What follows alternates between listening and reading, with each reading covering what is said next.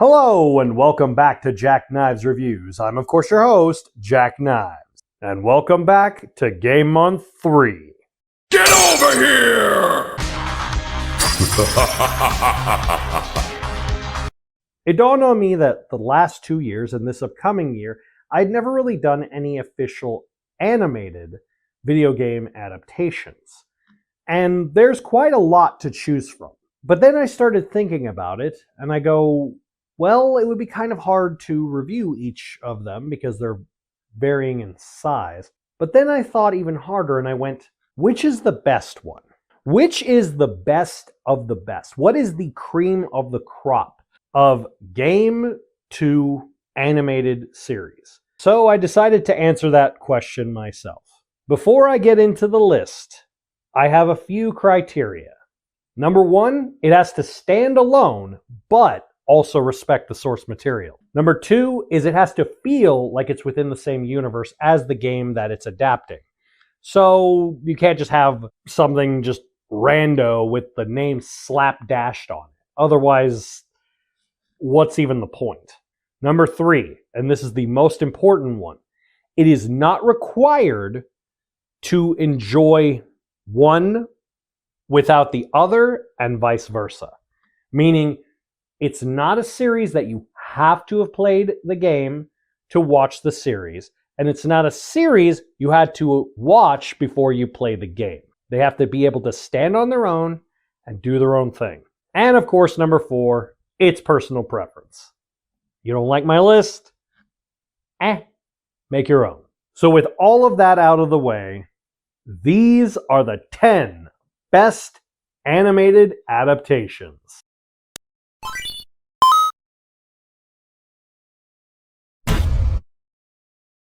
Mega Man NT Warrior, based on the Mega Man Battle Network games.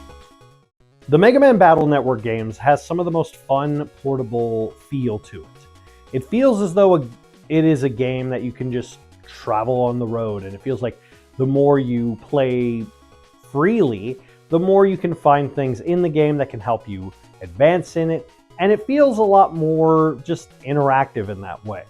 It's very limited at the time in which it was made. Adaptation takes all of those concepts and really does roll with it.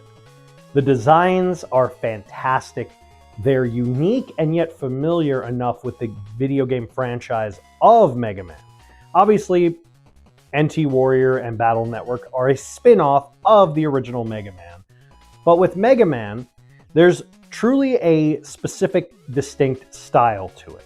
Just like there is for X. It's an elevated style that's more clean and crisp. Whereas Mega Man Battle Network and NT Warrior were trying to focus more on the concept of digitizing and digital age in the new millennium. It feels sleeker and more unique. It's not trying to disregard or change any of the Mega Man games. They're just their own separate universe. Kind of feeling similar to other series at the time, like Metabots or Digimon, that took this whole idea of travel as you go and becoming interactive friends with your creatures. Very similar, and obviously having inspiration origins from Tamagotchi. It does feel like it's a revival of that kind of vibe with both the series and the game adaptation. Now, I will say the animated voice acting in the English is not great. And in fact, it has the unfortunate 4Kids stamp of disapproval, I guess is what you could call it. But it's not awful. It's just, if you get an opportunity to watch it, I highly recommend watching it in Japanese. It just has a better vibe to it and it flows much freer. It's a fun, interesting series that you can really just enjoy for any age. Ace Attorney, based on the Ace Attorney series. I've repeatedly talked about how much I love the Ace Attorney franchise. I think it's just a fun, interesting series of games that really is mostly a point-and-click game, but it has this fun goofiness to a detective series without holding back too much on the actual murder investigations that are in the cases. All of the cases in the first 3 games, for the most part, are in this series. It's basically just almost verbatim taking all of the characters and all of the stories from the video games of the first 3 games and turning them into a just anime series and adding more comedy to it and more written character development and interesting side dialogue that wasn't in the original games. So it really does feel like a perfect adaptation when it comes to just copy pasting. The series has a lot of charm to it. Its animation is beautiful and crisp, and at the time that it came out, it was often overlooked because everyone who's played any of the Ace Attorney games basically knows what the series is. But it does feel like a fun adaptation and just a simple, fun, weird story with a lot of comedy. And maybe in the future there is another adaptation I may check out here on the channel, but that's for another time. Cyberpunk Edgerunners, based on the Cyberpunk series. Cyberpunk 2077 was a really unique and pivotal series. The only problem was it was an unfinished series. So when it first released, famously, tons of bugs, tons of firing, tons of errors, and overall issues with the game itself. I was one of the first people to pre-order it that I knew, and yeah, I mean, like, there would actually be parts where you'd play the game and it would literally reset the whole system. That level of bugginess. But because of the way the game was, it did kind of fit with the aesthetics, I guess. But once they finished all of the patchworks and everything, it just became an overall fun, amazing series overall. Cyberpunk Edgerunners, however, the series is very different from the game. It's clearly set in the same timeline, scheme, city, but it feels completely different. It's very fast-paced. It's very hard-hitting. The animation is gorgeous. It's got some really, really kick-ass music and some interesting characters that were never in the original games. But it still feels like it's in that city that takes place in Cyberpunk. It feels like the world. It feels like they weren't just trying to copy-paste, hey, let's take this storyline from this. And yes, there are Easter eggs all throughout the series from the video game, so that makes it more enjoyable for those that are fans of the series. I've heard mixed opinions about people who don't like the Cyberpunk games. Fair enough, understandable, and it's not for everyone.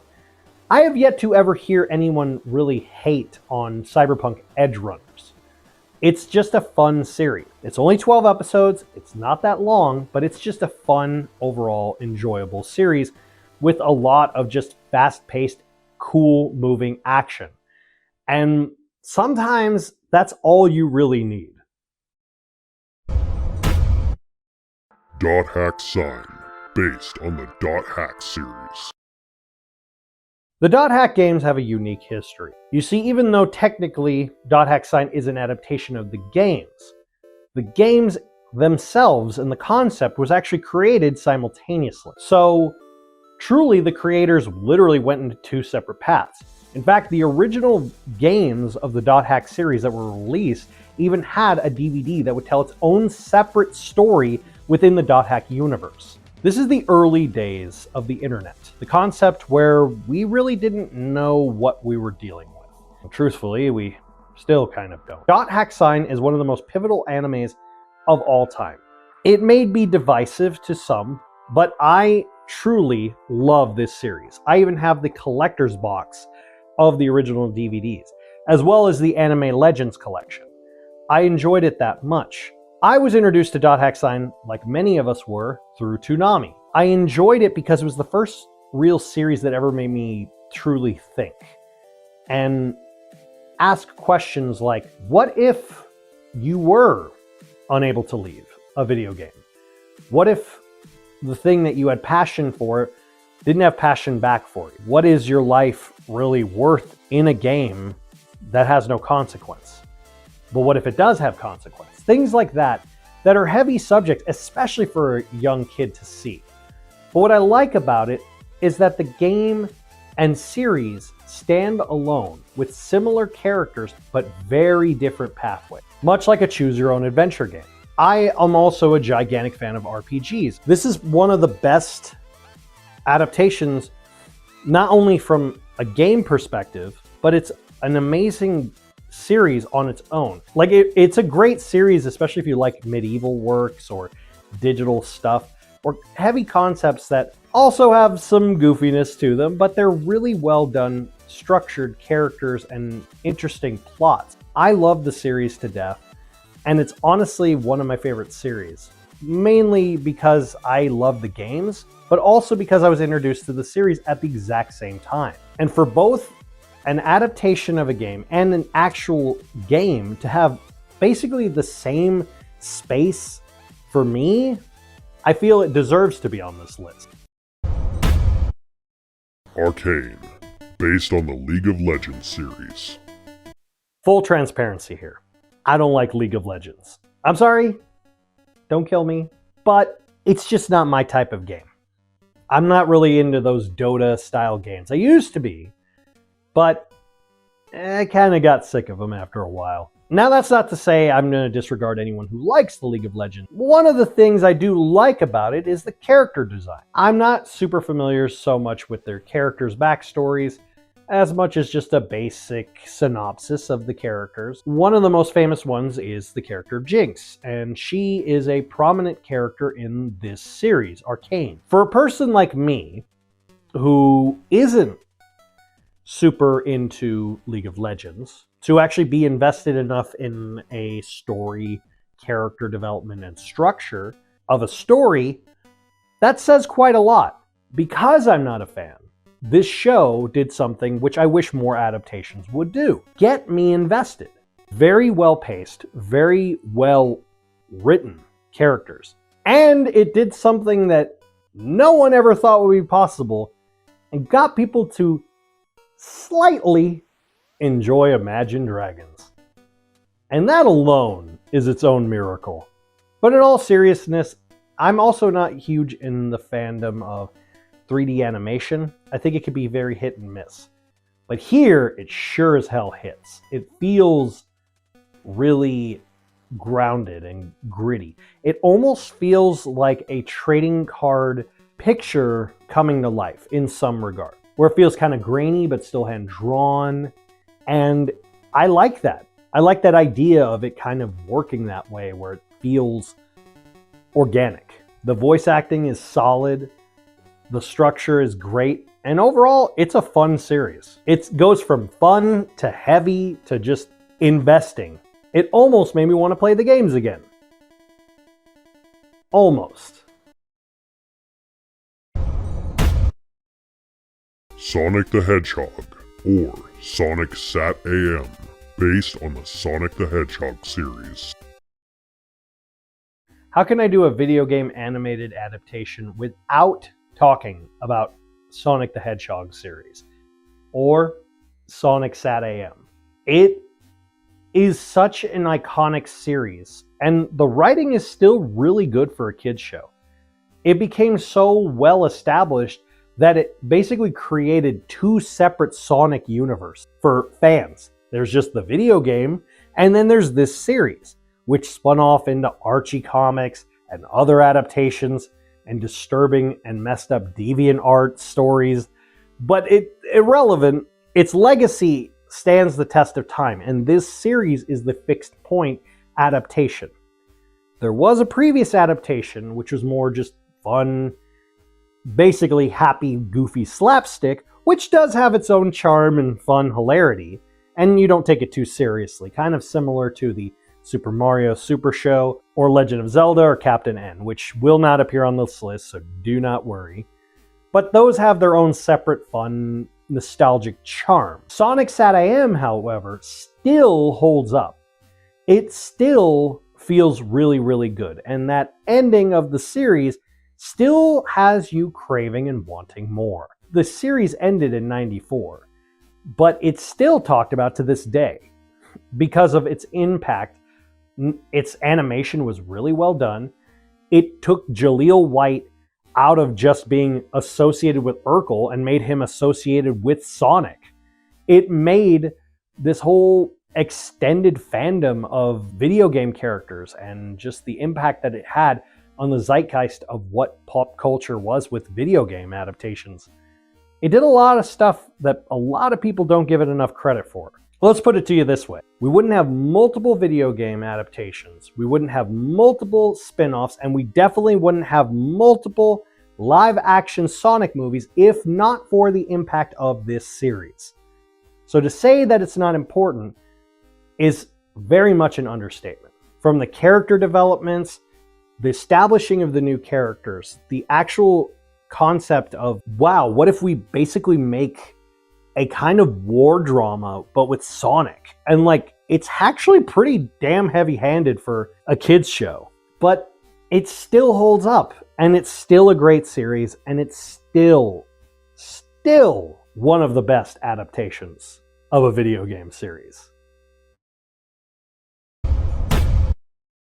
Dragon Quest: The Adventure of Dai, based on the Dragon Quest series. If you were to ask me what is my favorite video game RPG series, I would hands down tell you it is Dragon Quest. The reason being is if you take the three biggest video game RPG series, Final Fantasy, Legend of Zelda, and Dragon Quest. Zelda had so many convoluted timelines and so many reboots, remakes, reimaginings, requels, whatever, that any true fan of Zelda has basically given up on any sort of cohesion. Final Fantasy stopped becoming fantasy about halfway through its series and started becoming more of a sci-fi action-adventure game. It just felt off from what the original core concept of Final Fantasy became.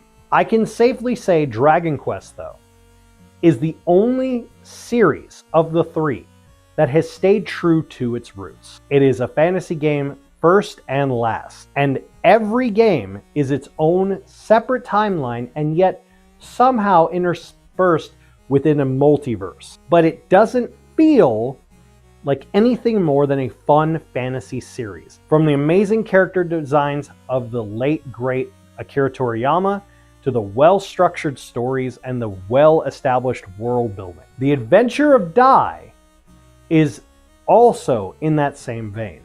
It is a series that is so heavily overlooked that I'm sure some of you have probably never even heard of it. But the series is actually a remake. That's right, this series that I'm talking about is the 2020 version of the same series that was originally released in the 90s. And it's the same exact series almost verbatim. But what makes it unique is that the animation style has evolved. And ironically, very similar in a parallel to Akira Toriyama's seminal work Dragon Ball Z and his last series he worked on, Dragon Ball Super. So in that weird way, it's kind of like those two if they were fantasy as far as the character designs and animation are concerned. But The Adventure of Dai is just an overall great, fun, hyped fantasy series. It feels straight out of the original games with Erdrick or some of the ones from 5, 6, or 7. It truly does feel like it's in that ballpark universe of the Dragon Quest series. And I love it for that. It's so heavily overlooked that I have rarely ever seen anyone actually talk about this series, review it, let alone say what they like about it, because it's just overlooked. Unfortunately, that's the worst part about Akira Toriyama's works, is he worked on several series, but Dragon Ball overlaps every one of them. But Dragon Quest has always been my favorite of his works. And this series feels like a fun, loving embrace of his animation style while staying true to the original Dragon Quest series. I highly, highly recommend anyone checking it out. If you like fantasy, and especially if you love Akira Toriyama's animation style, you would really, really enjoy this series. Digimon Tamers, based on the Digital Monster Digimon series. Let me get this out of the way first. Digimon Tamers is the best series of Digimon. Period. Not debate, not arguable, Fact. Moving on. The Digimon games have a long history that has actually gotten bigger and bigger as the years have gone by. Now there are streamers who are playing the newer version and seeing the different Digivolutions and things about that. What I love about Digimon is that it takes these ideas that are so crazy and just goes with it. It just goes balls to the wall, who cares, crazy with it. Something as simple as, hey, let's have this little creature who's like a little terrier with big bunny ears, and when it evolves, it has Gatling guns and jeans. And then when that evolves, it has rocket launcher arms. And then when it evolves from that, it turns solid gold or whatever. Crazy. What? Like, oh, see that little cute cat character over there that could talk to you? Yeah, she's going to turn into a complete full-on woman who's an angel. Okay, why not? But this series is so heavy. Digimon Tamers is way heavier than people remember it for. It has these things about accepting trauma, abuse, and neglect, acceptance of death, and all of this stuff. And mind you, this series came out in 2001. Yeah. But it's still an amazing series, and it's still my favorite of the Digimon franchise. The characters, the concepts, the stories, even the adaptation in the 4Kids dub is fun and enjoyable and goofy in its own way, but it does the serious moments and it doesn't try to play it up for laughs or yucks. It plays it seriously, and it feels heavier. Even as a kid, when I saw these things happen in the series, I really was like, whoa, this really hit me hard. And then as an adult, I see it, I'm like, wow, this is still heavy. But it's not as heavy because I have more life experience. But what I like about that is it tackles heavier subjects in a way that makes you feel like you can kind of somewhat relate to these characters more. And yes, it does feel like it's in the Digimon universe because the Digimon universe has always just been about digital monsters. They travel as bytes, as bits, and all throughout the digital space of the internet. But they come to our world, which was a unique concept that had never happened. The first two series, it was the characters going into the digital world where anything could happen. Whereas in this, the Digimon come here, and so they're far more grounded in what they can and can't do. Or at least you'd assume so, but then you're proven wrong. And the fact that they have upgrade cards that give them abilities that they wouldn't normally have, things like that that just kind of, whoa, like blow you away with different things that they can do. I like that idea. I like that visual of what if this and this and this. And it has some of the coolest designs of any Digimon series. The writing was fantastic, and the original writer was one of the main writers for movies like Summer Wars and Wolf Children, and you could feel the vibes from that. I would recommend checking out if you could find the sub. But if you can't, the dub is still good, and it still holds up. Castlevania, based on the Castlevania series.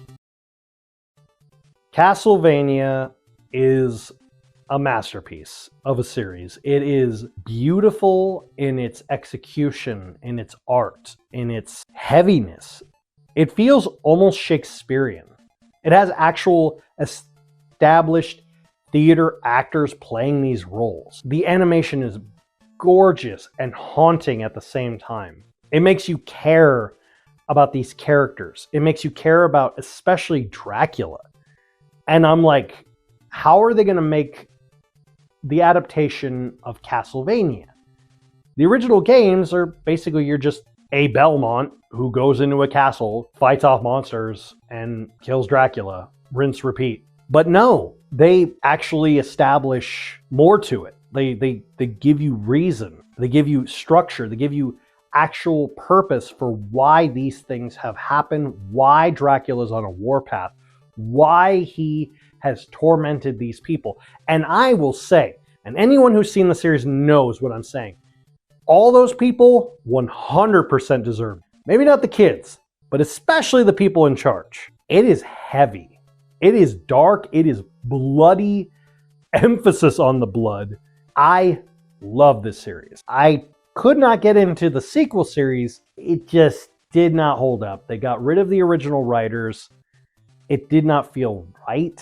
It just felt rushed. I just didn't like it. But the original Netflix Castlevania is still amazing. And it's definitely worth your time if you can find it, if you can watch it. Definitely do so. And maybe put on the Castlevania game music while you're watching parts of it. But they do this kind of orchestral stuff with the music too. And I'm like, I know that song. And despite Castlevania being a masterpiece, there's still one game adaptation that's been animated that still reigns supreme. And it's pretty obvious which one it is. Pokemon, based on the Pocket Monster Pokemon series. Come on. Come on. You knew it was going to be Pokemon. I mean, it's Pokemon. Like, everyone knows it. There's nothing I can say that will take away the cultural impact that Pokemon had. It was in the heyday of my childhood when it first hit the shelves. The games, Red and Blue, first hitting the shelves. I still have my Red somewhere, but it's a game series that really changed everything to the point where adults hated us talking about it. It was that cultural bubble of you're either on it or you're not. I love it. I absolutely think it's cool. I mean, you still have people in their 30s, 40s, 50s loving Pokemon because it's a fun series. There's truly a Pokemon for everybody. Anything you could think of as far as something that you're interested in, you'll probably find a character design or Pokemon that you like. The story of Ash Ketchum and his journey from Pallet Town, even though looking back on it, I can honestly say Ash wasn't that good of a trainer, to be honest. But it wasn't necessarily him being good or bad. It was the journey. It was the fun along the way. It was what he did with his Pokemon, getting to see these other ones. It was the journey, not the destination, truly. Some of the voice acting cast who passed away, including Jesse and James, holds a deeper special meaning when you see segments of it. It lasted for a long, long time, and now just recently got a reboot into a new series, which I will not watch because I don't want to invest another 20 years. Sorry. But Pokemon will outlive us all. I truly believe it. And it's still probably the best adaptation of a video game into an animated series. I mean, you could literally just pop on the game, play against a trainer, and boom, the trainer would be on the series. It's just fun. And I mean, ultimately, at the end of the day, isn't that what all games are really supposed to be? Fun. And so, why shouldn't the best adaptation of them also be so? But hey, that's just my list. Let me know what yours is in the comments down below. Don't forget to stab that subscribe button, slice that like button, and come back for more Game Month 3.